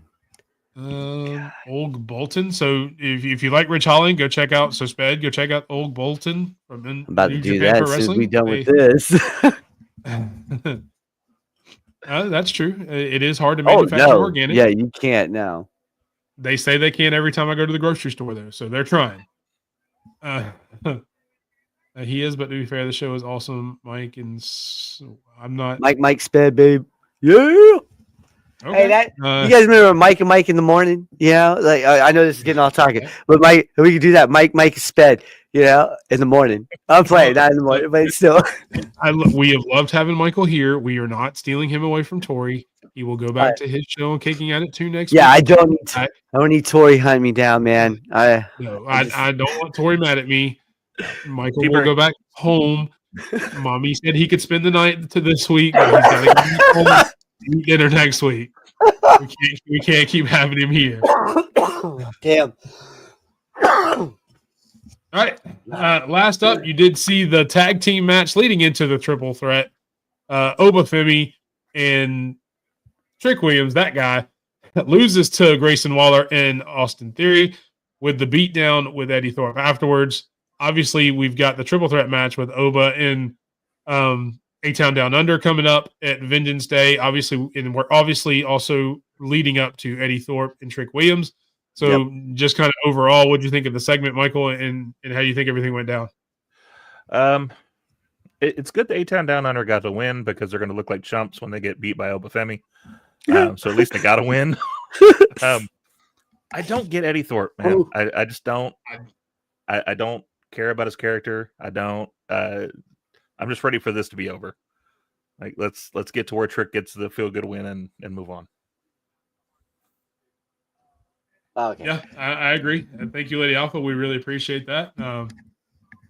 That's probably the best thing I've ever seen. Hey, thank that you. Is very I'll take it. Briscoe-esque. I will take it. Okay. So okay, now I'm going to give you homework, Snippy. Throughout the show, I need you to give me and Michael from Kicking At 2 who we most remind you of in wrestling, and don't be afraid to take shots because we're not going to get our feelings hurt. Hey, listen. We got our Mark Briscoe. Who am I and who is Michael from Kicking At 2? I'll take it. Let us know in the comments as you go, and we'll put them up as you put them up there. But please don't go like New Japan or Stardom because I won't know who that is and I'll look even more dumb. So, Mr. Miyagi. I'm playing now. I'm messing around. I'm messing around. I can't wait for Vengeance Day. I'm ready for Oba to beat down these two guys. I'm hoping Trick Williams beats down Eddie Thorpe because I'm with you, Michael. I don't get this. I don't get it either. I'm not a fan of Eddie Thorpe. I don't like his character. I don't like anything he's doing. He doesn't have it for me. I maybe that's me. I don't get it. So hopefully Trick goes through him, and I guess we get maybe at Stand and Deliver Trick and Oba too, where Oba finally beats Trick and makes him leave NXT. Maybe we get the A-Town Down Under breakup with them fighting over each other against Oba. Maybe Oba facilitates that to get some different storylines into it, just because we all know Oba's going to win. Mm-hmm. And if he doesn't, I will never watch NXT again. We did this with Tony D'Angelo, and I swear to God, you look at me right here. I'm going to do this. I'll put you guys right back on. You look at me right now, NXT. If you let those two jackasses beat Obafemi and take his title, I will never watch NXT again. All right, now we're back to our regular scheduled program. That's really all from NXT. It's we're building up to Vengeance Day, but that is everything from NXT, I believe. Nope. One more time, just like they did on the show. Right as you think you're going off there, we have this new group in NXT. We've kind of seen online who everybody kind of knows it's going to be. So I will ask a different question. Since we kind of know who the 4 is, what do you think the name of the faction is going to be? And who do you think they go after first? And Michael, I'll start with you. I haven't the foggiest as far as like the name. A name. Yeah, I was gonna say I don't know. As far as their first feud, I mean, I'm just trying to think of the field there. They could go against the family, and that could like anticipate a breakup there because we know that there's the feuding going on there. Yep. Or the Catch Crew. I was gonna say no quarter Catch Crew. Okay. Yeah. That's really your only thing because you don't have a lot of factions in NXT. Nope. I mean, the Metaphors kind of going, and there was really only 2 guys in there. Yep. You broke up Chase U like we talked about earlier. Thank you. But they kind of teased that coming back. I don't think it was this NXT. I think it was the one before that. They kind of teased like they did the previous time of they broke up. Is like one student's like, but it can still be a thing. I will slap that student. I will slap that student. I will go to Orlando and slap together. Now, yeah, why would you fire Hudson anyway if you're going to do that? Yeah. Well, I gotta say, so I love Andrew Chase. I think he's a great talent. I think he's got a mind. I think he's decent in the ring. But if you're going to fire any male from that group, Andre Chase, why? He was the bottom of the totem pole of that group as far as. Oh yeah, no, I think it was the third guy that I can never remember his name. That's to me that was the bottom. Riley. Yes. Riley? Yeah. Yes. Yeah. Riley. Yes. But but he at least, he came in and had that look where he could do some really cool stuff. Not that Andre Chase didn't do some good stuff in the ring. He was memorable to me because some of that stuff that he did. Yeah. So I would still put Andre Chase under him, just because of all that. And once he started spelling out his last name like he didn't know how to spell it while kicking people, I was like, this guy, no. We could have a whole show about how much you hated them. So we will. So that's a whole other episode. Yeah, it's really hard when you don't have a lot of factions, especially 4 people factions. Oh yeah. I mean, technically you've got a couple, but usually they have a female, like the family or the No Quarter Catch crew. Yeah, I don't see any females in this unless I haven't seen any females teased in this. No. So really, you're kind of stuck. If they want to bring them in as faces, they couldn't go after the family or anybody else, really. I mean, you have them go after Gallus maybe, but that's still only a 3-man group. Or if they want to go after the whole Wesley and the 2 guys he's been with, I can't remember their names, but I don't know. I like the fact that they're trying to build new people, but who do you put bringing the Radicals back? No. Wesley's been with a couple of guys from NXT. Oh, okay, I was like, hold on. He's been kind of mentoring. I don't watch NXT enough where I don't know. I can't. I watch it every week. I can't remember the names, so that tells you how impactful they have been. And I watch it every week, but I just can't remember their names. I watch it to find Esteban. That's my game. Yeah, that's true. But we will move on to Michael's 3 count, kicking at it to the 3 count. You see the logo there. This will be Michael's time. I will let him lead the way and kind of guide us with what he's going on. So continue on, Michael, with your number 1 of your 3 count. Thank you. Just real quick, the 3 count, we basically came up with this idea because the other podcasts that are kind of in this family of podcasts that we kind of working with the Lowdown, working with the Run-In, the Lowdown goes detailed step by step what happened in the show. You guys got to give highlights and have some fun with it. And so I think having another you can say we're better. It's okay of what happened. I don't want people to come to us and go, oh, well, they're just saying the same thing they are. So we decided that we would do a 3 count between the 2 of us, which each 3 of us pick 3 things in wrestling in general of the top things that we think happened in that week. The first one I got to say is Jey Uso.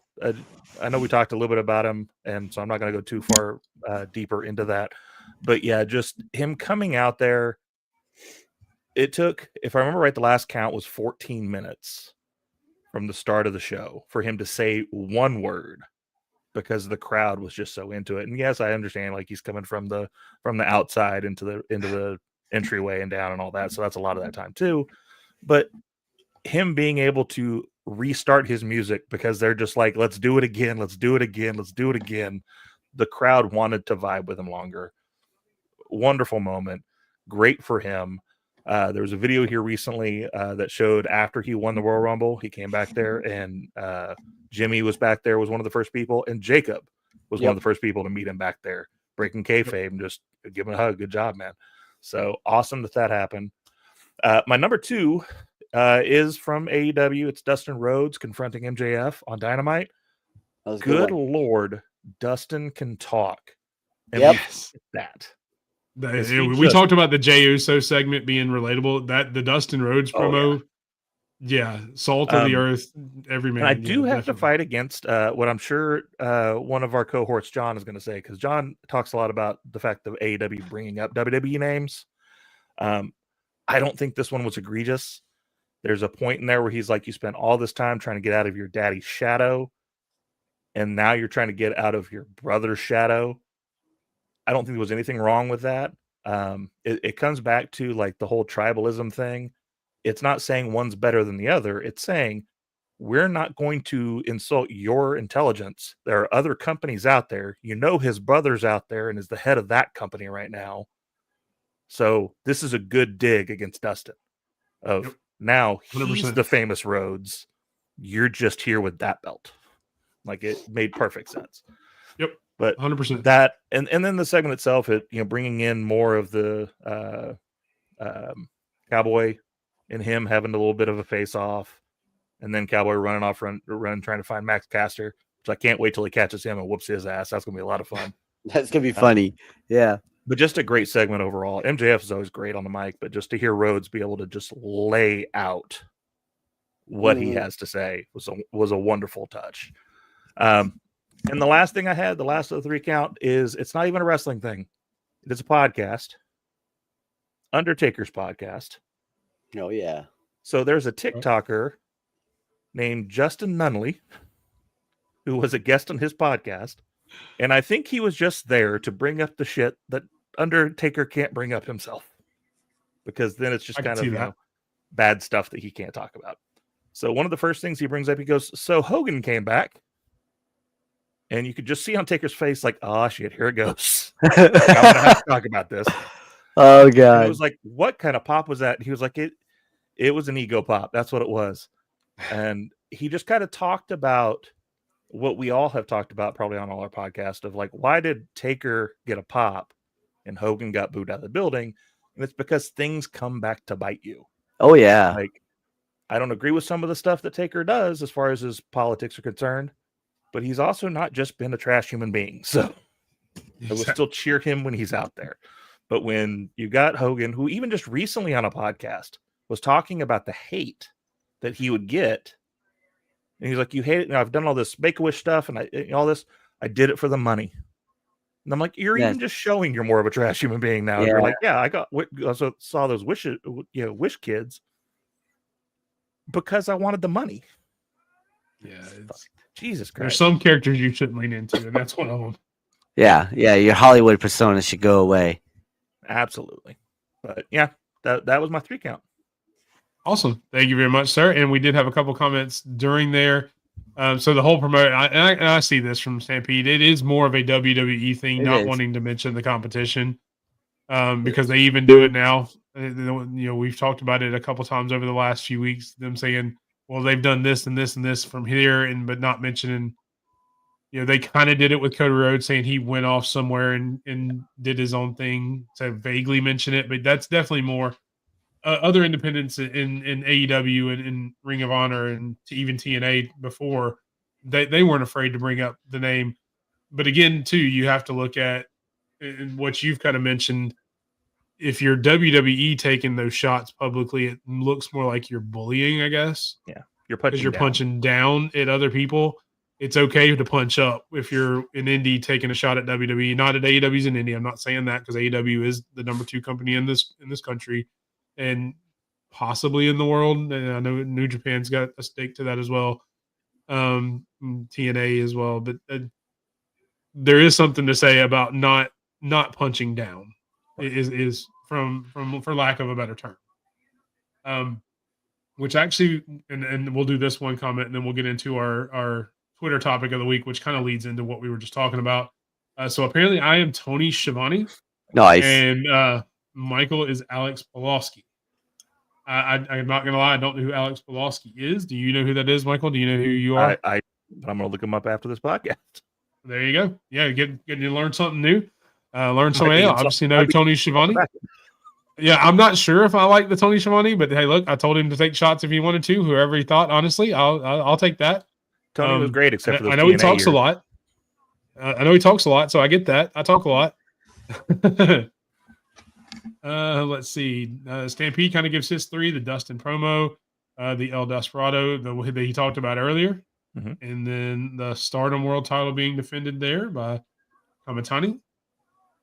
Thank you very much, Stampede.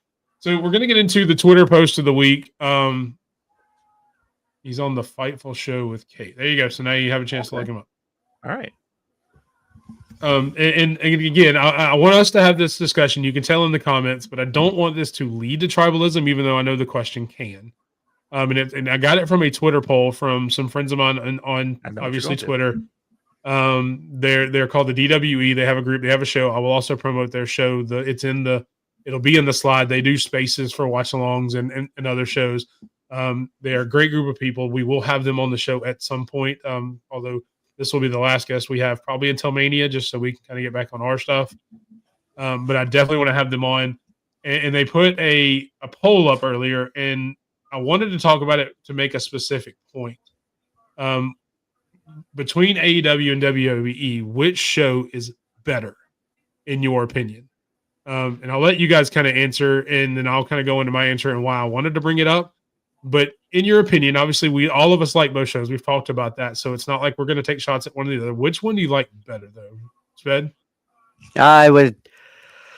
All right, so I like the wrestling aspect. We talked about that. I love that about AEW. I just don't like the inconsistency. That's my problem.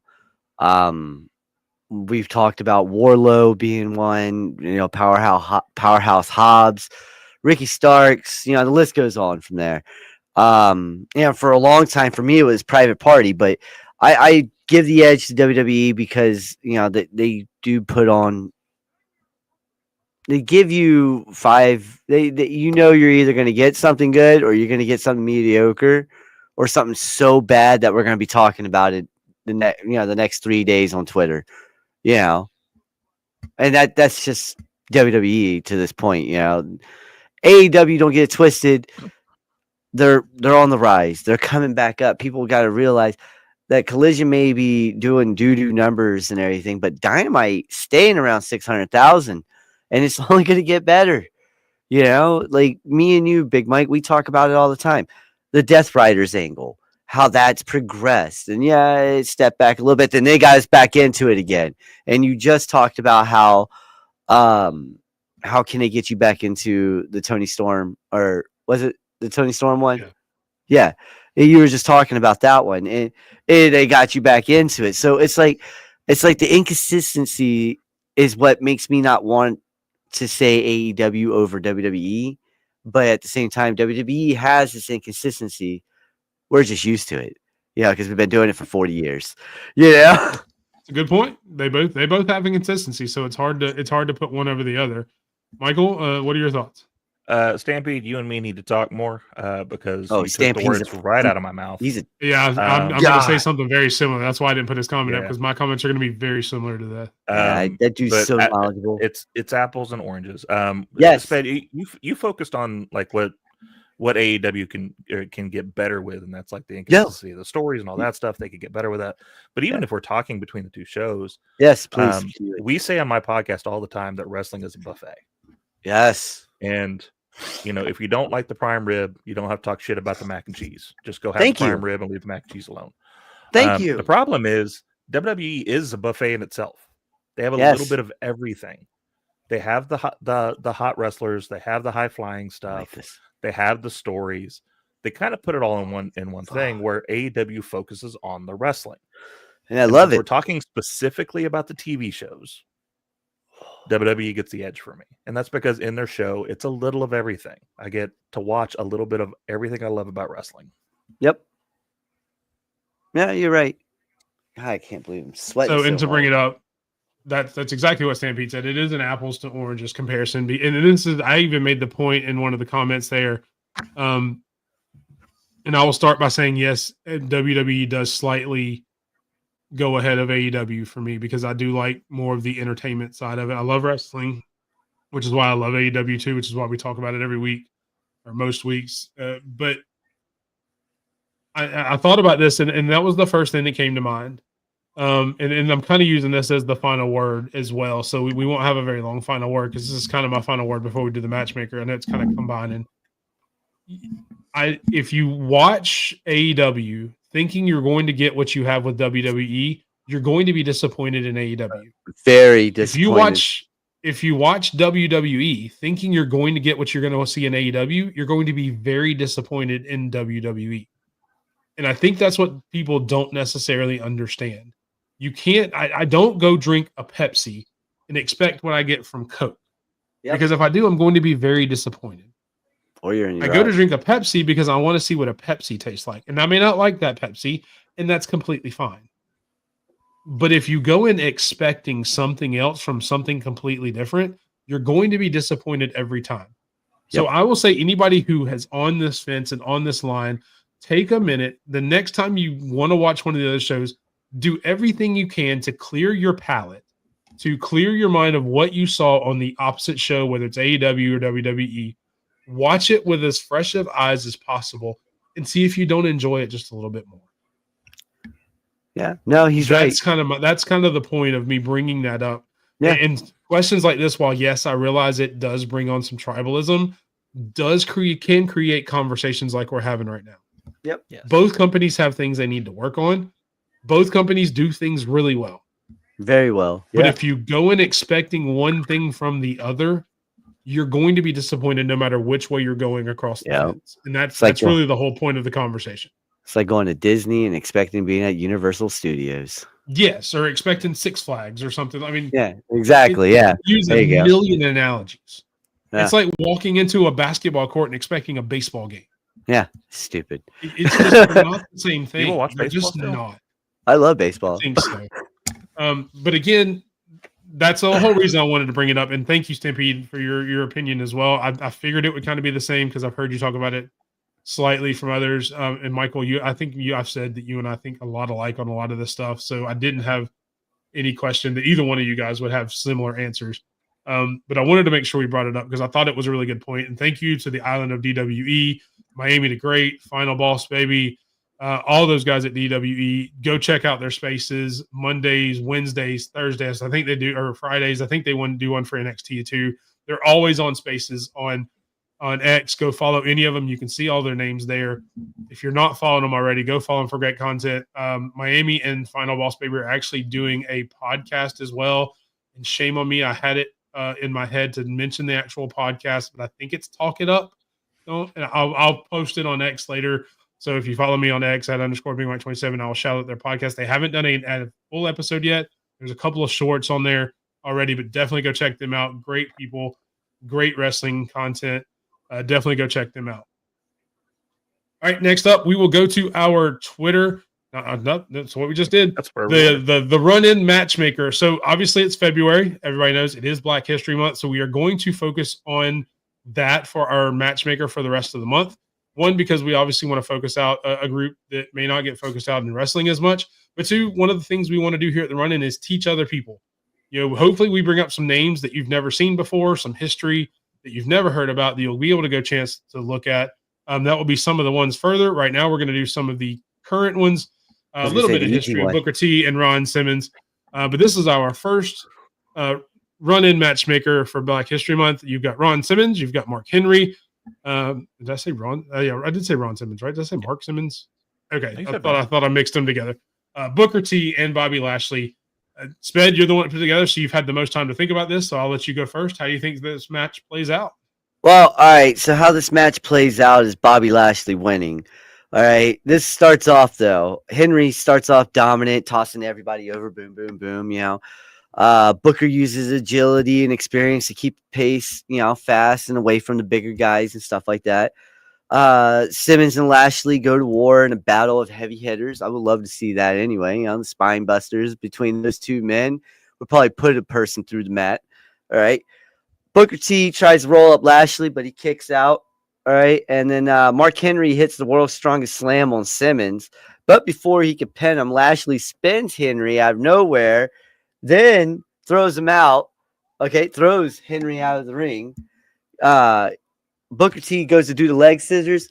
He comes out of the way, spears him, and then does the Dominator, and that's it. That's how he wins. So you've got Bobby Lashley winning? Oh, I got Bobby Lashley winning. I got the ex-military man winning this one, yes. Not shocking coming from a former veteran. Yeah. Michael, how do you think this match plays out? For the fact that you have the Ron Simmons picture, not a Farouk picture.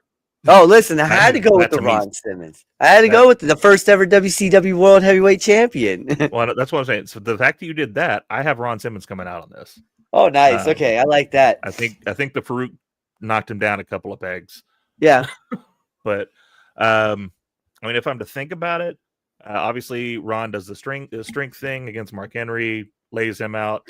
Usually when Mark Henry was taken out by a stronger guy that was able to actually slam him, it always took a longer time to get up. Booker T's a non-factor. He's a great wrestler. I'm just saying in this match, especially if you got King Booker, if that's what we're going with here. Well, I just did that because if you look at his stuff, that was the only really real run that you can look up besides the Gold Dust and what he did over there on Raw. When he became King Booker, he said if he doesn't hit the spinneroonie, he's gonna be pissed. But King Booker. Before you go, shout out to Big Nick. He is part of a podcast, Wrestling for Life. They do a lot of watch-alongs as well on YouTube. So shout out to Big Nick. Appreciate you coming in, brother. Yeah, he's a big follower on my stuff. I see his name pop up all the time on my Twitter. 100%. I do think that to go off Big Nick's point there, I do think he would hit the spinneroonie after he hits the axe kick on Bobby Lashley, taking him out of it. But as soon as he gets up from that spinneroonie, Ron Simmons spine buster, Ron Simmons power slam, ball game. Ball game. Over Vader. It epic moment. Epic. Yeah. Very. Go ahead. I had to tell my wife because when I was doing all this stuff, my wife was like, "Who's Mark Henry? Who's Ron Simmons? I know Booker T from NXT. I didn't think he was a wrestler." I was like, what? Come on. How long we've been married for? Hey, he's great. That's one of the things I love about these things is it brings up older names that hopefully you guys in the audience right now, there's 89 of you watching. So hopefully if you don't know who any of these people are, we've just named them, go look them up. Oh, yeah. Go look up their matches. Go look at their catalog.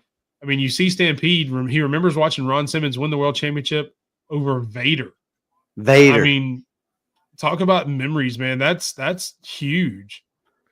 Spinneroonie. Oh, my God. That would be awesome. I'm not going to try to say that a bunch. If I was Tony Schiavone, I probably could because he can talk very well. But I'm not going to try. Well, look, can we honestly say this though? The Hall of Pain idea though was probably one of the better ideas in the mid 2000s for Mark Henry when he was doing his thing. Yeah, like the sexual chocolate. He had that. He had the World's Strongest Man gimmick coming out of the Olympics and whatnot. And he was a legit power lifter, right? He was one of the legit ones. So I mean, the Hall of Pain gimmick though, when he was WWE World Heavyweight Champion at the time, man, that was beautiful. People were like, "Oof, yep." What is it? Never trust the man and sell him his suit again. Styles after the fact. Oh my God. Maybe it's just pastels in order because it wasn't salmon. It was a pastel color. When Mark came out with that World's Strongest Man gimmick, yeah, why did they have to do him dirty and make him look like Rerun from What's Happening? Oh damn! Big puffy coat. He had the weird sideways hat. It's like he did. What are you doing? He also went through the whole thing where he had a baby with Mae Young, and it was a hand. He didn't have a baby. He had a hand. It was a hand. It was a hand. Sorry, he had a hand. Which I know this is off topic, but I wish to God his son Jacob Henry just signed not too long ago. Yeah. If they don't bring him in as Jacob Hand, oh my God, they're missing the biggest opportunity. His in-ring name needs to be Jacob Hand. God damn. Most 99% of the people won't get it, but all of us from the Attitude Era will pop the hell out of Jacob Hand if that's his name coming in. We would send that kid to the moon. Straight to the moon. Yes, it was a very different Vader. He was especially his New Japan. I've seen a lot of the matches from there. Holy hell! I've seen some of the previews of what Dark Side of the Ring is going to talk about this next season, and one of them is Vader, and I'm hoping they show like the downfall of what happened there because he was such a beast in WCW, and then WWE just lost himself. Yeah, pretty much. So I guess I will be quick and say I think Bobby Lashley takes it. I mean, he's got the strength, he's got the speed, he's got the cerebral part. I think he puts it all together against all three of them because you've got all three of the other guys who are obviously powerhouses. Booker T not as much, but he's still powerful. He's probably the faster of the other three, just as far as speed's concerned. Although Ron is no slouch himself, but I think Bobby Lashley is the one that puts it all together and can bring a little bit of everything. So I think he stands the better chance of going up against any of the three to where, if Booker T's up against Simmons or Henry, he could use his speed or they could use their strength or he could use either one. So I think just being a more complete overall in-ring wrestler, I think Bobby Lashley wins. If it's a promo, I think Booker T wins, obviously. Oh yeah. So I will say that. Yeah. Followed closely by damn. Yeah, Ron Simmons. He could win it with one word just because it's hilarious, and the fact he got over one word. And I'll show you, Jay. So I get over one word too. That is our matchmaker. Again, we are going to focus on African American performers all February. hopefully you learned some stuff from us and from them. Go back and watch their catalog. Show these great wrestlers. Go watch the Booker T documentary if you want to learn more about Yes. Booker T and his life and how he went from being in trouble to a 6-time world heavyweight champion.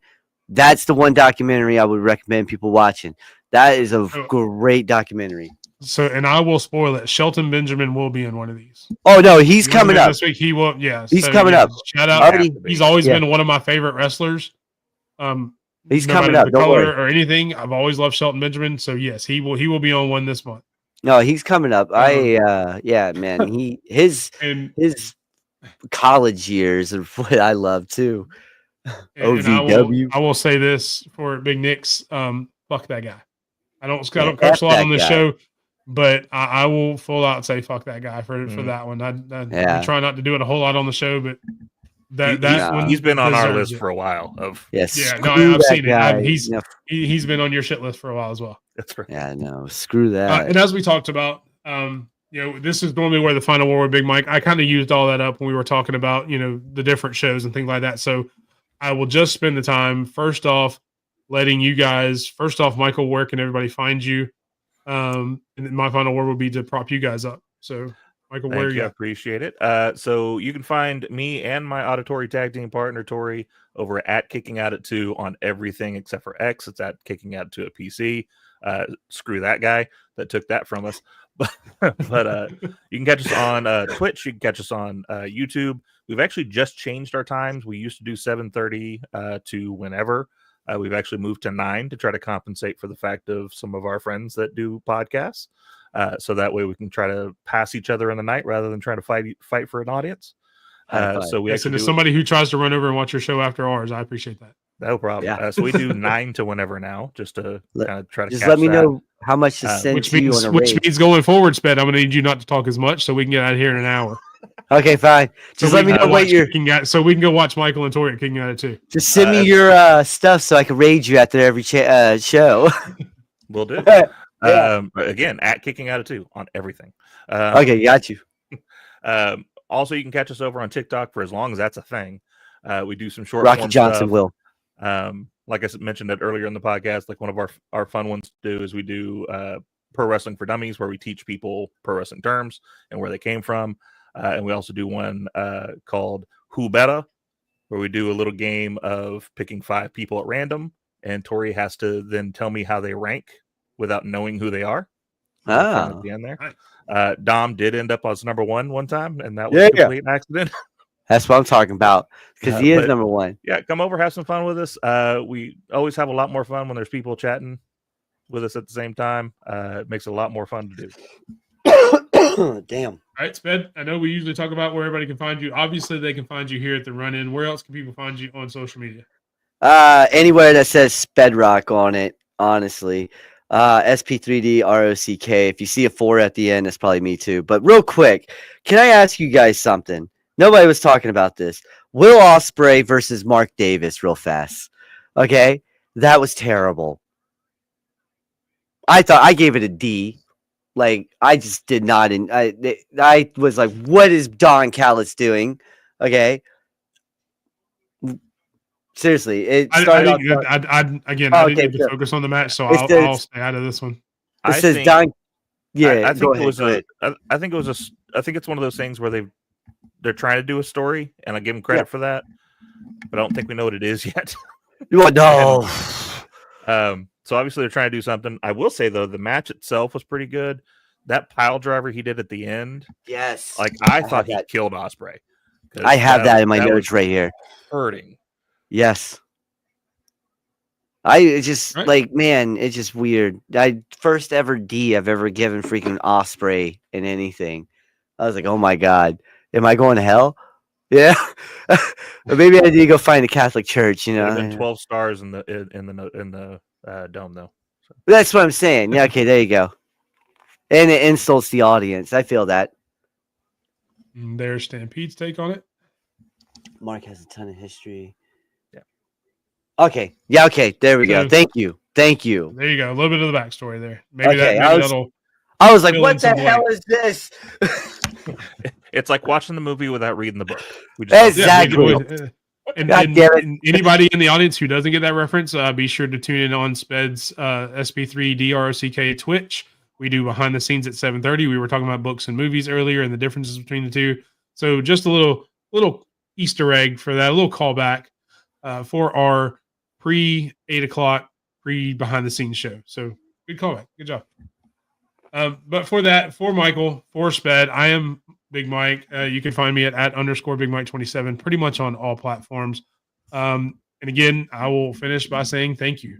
Thank you, you guys, Sped and Mike, for joining us, or Mike for joining me and Sped, but Sped always joining me every week, letting us do this show that we have. And for all you guys in the comments, Nick, Stampede, Lady Alpha, Jonathan at the beginning, Herb, anybody that commented, anybody that's watched us, we really appreciate it. Can't do this without you.